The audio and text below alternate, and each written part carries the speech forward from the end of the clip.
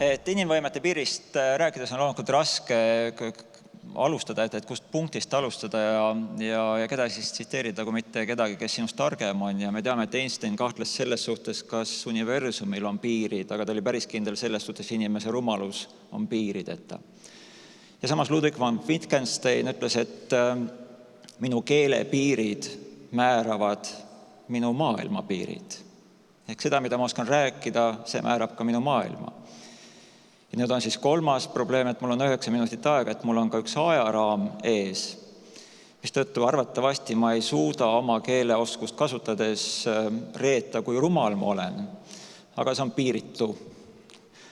Aga mida ma järgmiseks üritan rääkida, on siis seotud sellise tähelepanekuga, et inimene arvatavasti näeb piire seal, kus teisiti vaadates need ei oleks. Ja ta usub, et need piirid on olemas.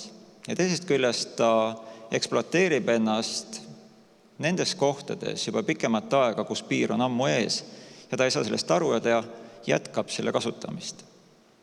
Ja sellest esimesest näitest ma toon 100 meetri jooksu, et 100 meetrit on niivõrd puhas distantset või puhas tegevus, et käib start ja lõpeb see jooks ära ja vaadatakse, kui kiiresti keegi jookseb.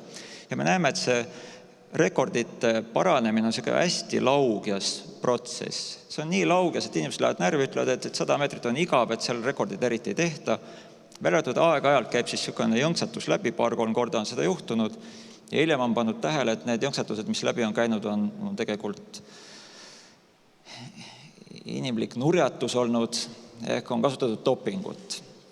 Nüüd viimane jõnksatus on siis Usain Bolti jõnksatus. Ja kuna ta vahele ei ole jäänud, siis inimene on lõputult kahtlustav. Jällegi üks piiritu nähtus inimese puhul, et kas ta on siis dopingu kasutaja. Ja nüüd see sõnum on selles, et Usain Bolt võib-olla ei ole dopingu kasutaja, vaid ta on näinud seda protsessi kuidagi teisiti. Just eelmisel aastal üks USA teadlasgrupp otsustas kindlaks teha, et sellest 100 meetri jooksu suutlikkusest niivõrd palju räägitud, et mõtleks selle natuke teistmoodi. Nad tegid väga lihtsaid katseid, panid jooksulindi natuke kiiremini liikuma, panid inimese seal peal jooksma ka tagurpidi, ühe jala peal hüppama, igast huvitavat testi tehes.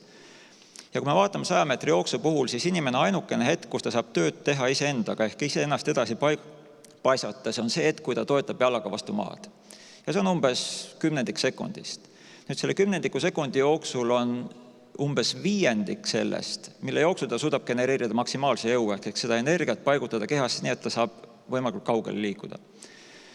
Ja järelikult selle jooksu kiirus on piiratud sellega, kui kiiresti kui palju energiat suudame sellel hetkel maha panna. Ja neid katseid tehes tuleb välja, et inimesel on umbes 2 korda rohkem jõudu, et ta umbes selle ääretult lühikese aja jooksul suudab genereerida 400-450 kilogrammi vastu maad panna mataki. Aga kui ühe jala peal hüpata ja edastagasi joosta ja erinevaid jõuharjutusi teha, siis tuleb välja, et lihastes on rohkem jõud. Et miks ta kiiremini jookseb. Ja tuleb välja, et lihas on suuteline ka kiiremini liikuma. Ja need arvutused ütlevad, et inimene on suuteline arvatavasti jooksma umbes 60-65 kilomeetrit tunnis. See on nagu pööraselt kiiremini, kui praegu tehakse, mis on umbes seal 40 kilomeetri juures. Milles siis probleem on? Arvatavasti me vaatame seda jooksu hoopis vanamoodi. Vaatame nii, nagu traditsiooniliselt seda jooksu on vaadatud, kuna seni on see edukas olnud, aga juhul, kui joosta hoopis teisiti, võib-olla koledamalt, kui me praegu seda käsitleksime, meile arvatavasti see jooksustiil ei meeldiks, selline pidevalt mahakukkumise stiil ja võib-olla hoopis teistsuguseid liigutusi tehes ja ka teistmoodi treenides, me jookseksime 60 kilomeetrit tunnis. Aga me ütleme, et et inimene ei suuda kiiremini joosta. Et vaata need rekordid, need kohe jäävad seisma. Nüüd teine nähtus just eile, ütles Jean-Claude Juncker ütles, et mul on üks hea idee, et teeme üle Euroopa Wi-Fi tasuta ja see peaks elavdama Euroopa majandust umbes $1 trillioni või ütleme peaaegu, et euro suuruses. Mis oleks toredam, kui tasuta Wi-Fi kõikjal saadaval? Mis oleks toredam, kui suurendada seda majandusefekti umbes triljoniga? Ainult, et meil on üks probleem ja see probleem tuleb sellest samast ajast, mis mul on ka ette antud. Et kui meil on 24 tunni päevas aega, meil on asju kodu täis ja keskmine, ma mäletan, mingi statistika ütles, et keskmise Saksa kodu koosneb umbes 10 000 asjast. Meil on umbes natuke üle 8000 tunni aastas aega. Me kindlasti ei saa kõiki neid asjugi kasutada, aga me peaksime neid juurde hankima, kuna see majandus elavneb õige pea triljoni võrra. Ja kuna see kaup peab olema meile kuidagi ära ostetav, siis me peame seda tähele panema. Ja selle tagajärjeks on see, et meil ei ole mitte ainult kaubanduse tootmise protsessi ei taha uuendada, vaid me uuendame ka seda uut tööstusharu, mida nimetaks tähelepanutööstuseks. Ja kuna tähelepanu on meil ainult ärkveloleku ajal, siis kogu see ärkveloleku aeg üritab meile midagi pakkuda. Ja kui see majandus kasvab, ehk tooteid ja teenuseid tuleb juurde, siis me peame neid tooteid teenuseid tarbima ainult siis, kui me nendest teada saame. Ja kui keegi ei ole tänaseks Google'ist midagi ega internetist midagi maksnud, siis tänu sellele, et sinna infrastruktuuri on see raha pandud just nende tootjate poolt, et kuule, et kui me maksame sulle, et vaata, et see sinu klient näeks ka meie kaupa. Ja tulemuseks on siis see, et meie kognitiivne koormus kasvab ja see jätkab kasvamist. Ja me ei suuda neid kaupa ega teenuseid päeva jooksul ära kasutada, ise kui me saaksime neid kõiki tasuta. Aga me peame neid tarbima. Ja tagajärjeks on siis see, et meie vaimne võimekus langeb ja mida me tegelikult oma inimeseks olemiselt loodame. Me loodame just seda, et meie vaimne võimekus on see, mis meid päästab. Aga kui me siis vaatame tervishoiustatistikat, siis me näeme selgelt, et ennustatakse, et lähiajal asenduvad kesknärvisüsteemiga seotud vaevused, neid kulusid, mis tervishoiusüsteemile tehakse praegu kardiovaskulaarsete kuludega. Me teame, et enam-vähem pool auditooriumist lahkub siit ilmast enam mingisugust kardiovaskulaarse sündmuse tulemusel, aga see hakkab muutuma. Ehk te arvatavasti lähete peast hulluks ja teete veel midagi muud just seetõttu, et te ei suuda puhata. Ja kuna teile ei antagi võimalust puhata, mis on viimane asi, kui sa õhtul teadvuse kaotad? Sa nägid arvatavasti arvuti või mobiiltelefoni ekraani. Mis on esimene asi, kui sa hommikul teadvuse taastad, näed oma mobiiltelefoni ekraani. Mida sa vaatad, kui sa WC-sse lähed? Kahelkivi siit sa ei vaata, ilmselt sa vaatad oma mobiiltelefoni ekraani. Ehk tegelikult me oleme kogu aeg kognitiivselt koormatud ja siin on piir ees ja see piir tähendab seda, et sellest piirist üleminek tähendab ainult rumaluse genereerimist ja selles suhtes Einsteinil oli õigus, et sellel piire ei ole. Aitäh tähelepanu eest.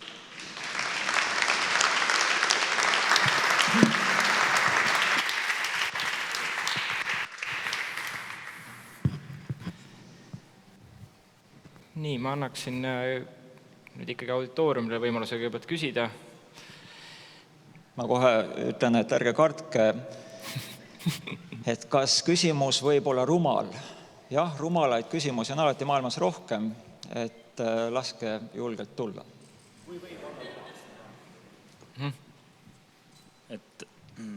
Aga huvitav oli, aga sa lõpetasidki sellega, et see piir on see meie kognitiivne võime uut koormust taluda. Aga ka selles osas on ju alati igasuguseid selliseid müstilisi, fantastilisi käsitlusi olnud, et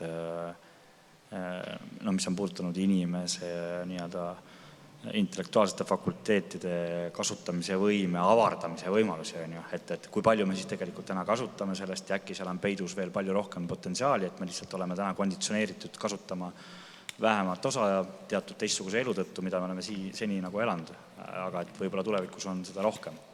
No see on seda tüüpi spekulatsioon, mida me sellise lihtsa mehhanistliku maailmavaate, ütleme mehhanistliku kultuurikäsitluse kaudu ütleme, et me saame sellest masinast veel juurde pigistada mingisuguseid komponente.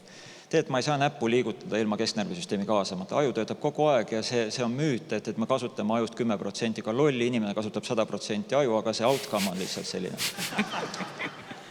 Aga meil ei anta võimalust seda leidlikkust genereerida, seda osa ajust arendada, mida on vaja selleks, kui maailm on muutunud palju ebastabiilsemaks. Muutusid ja ootamatusid on hästi palju ja meid eeldatakse sellist ülesannete kiiret lahendamist, meil ei ole valmis retsepte, meil ei ole valmis mudeleid. Järelikult me peame intellektuaalselt paindlikud olema. Aga me ei saa olla, kuna me ei treeni oma aju. Miks me ei treeni? Sellepärast, et kaasaegne kultuur on nõndanimetatud igavuse peletamise kultuur. Kas sa saad kodus vaikselt olla? Ei saa, sa pead teleka käima. Mis sealt tuleb? Reklaam arvatavasti, vahetad kanalit, tuleb arvatavasti reklaam. Ja tagajärjeks on see, et sul on igavustunne, et me kõik pelgame, see on väga ebamugav tunne. Aga kujuta ette, et sul on kõik elekter ära kadunud ja sa oled kodus ja sul on tapvalt igav. Mis hakkab sinu peas juhtuma? Väga ebatavaline tunne, et mingi mõte tuli pähe. ja mingi fantaasia, mingid kombinatsioonid, nad võivad kurjad või mis iganes olla, aga need on midagi, mida sa seda tavalises meediamüras üldse ei pane tähele, et sa oled selleks ka võimeline. Ja vot see on see, mida meil vaja oleks, aga see on see, mida me paratamatult selles kultuuris ei saa endale lubada. Et me võime loomulikult, ja sümptomaatika on ka see, et kui me vaatame, milliseid käitumisi ja käitumisnormatiive me muudame, siis kohvi kasutamine muutub selliseks, et ega see Battery või Red Bull, et ega ta ei ole mingisuguse teistsuguse joogi müümine, vaid ta on kofeiini müümine lihtsalt teisiti pakendatuna. Et kofeiin siis pärsib väsimustunnet, mis on täiesti loomulik, väga hea tervislik tunne, aga kui me selle ära võtame, siis me kaotame selle taastumise ressursi ära. Ja teine, kui me vaatame siis kanepi tarbimine ja eskapismi igasugused vahendeid, mis tähendab seda, et see koormus kesknärvisüsteemile ütleb, et ei, ma ei taha.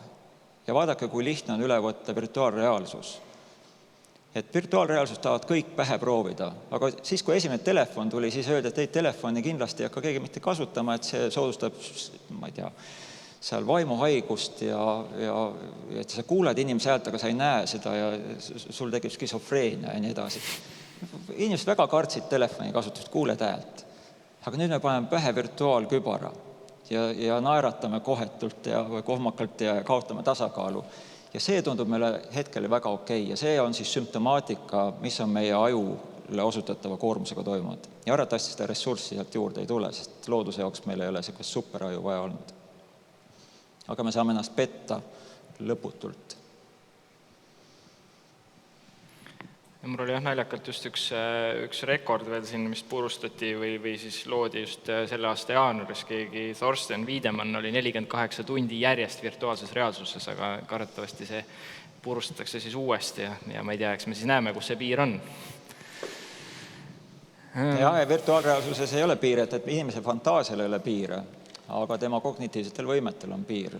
Ja lõppude lõpuks siis tekib ka see, üks on see eskapismi nähtus, et me põgeneme reaalsest maailmast ja seda me teeme üha sagedamini. Aga teine on siis see, et me üritame siis inimest asendada selle masina osadega, kuna me näeme, et selle inimesega tänase päeva inimesega enam hakkama ei saa. Ja millest räägib tehisintellekt, me kindlasti ei saa arvestada tema intellektiga. Saite aru?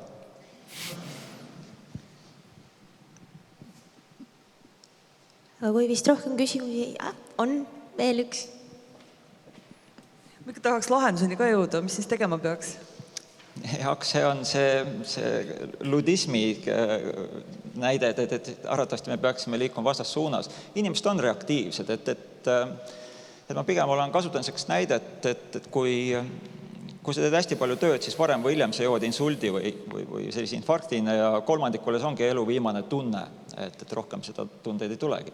Need, kes ellu jäävad, osa nendest on siis muutuvad uuesti beebiks, nad õpivad uuesti rääkima, käituma, liikuma ja nii kui nad saavad selle tagasi, nad hakkavad uuesti seda tööd tegema, et lähevad seda oravaratast pidi edasi.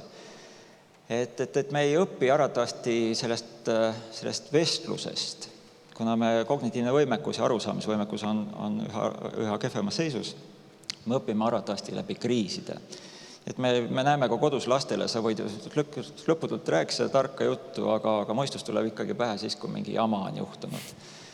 Et arvatavasti see keha puhul me alati reageerime ainult sellele lollile olukorrale. Et meil on ära ju alkoholi, ära ületa kiirust, seda teevad isegi politseinikud, ma olen kuulnud. Ainuke, kes öeldakse, et kes ei valeta, on surnud arst ei valeta. Aga arstid pidavad olema tervishoiutöötajad ju, et nad ei peakski ära surema. Pean uuesti küsima, kas te saite mõttest aru? Aga aitäh, Kristjan. Ma arvan, et me saime mõttest aru. Aitäh!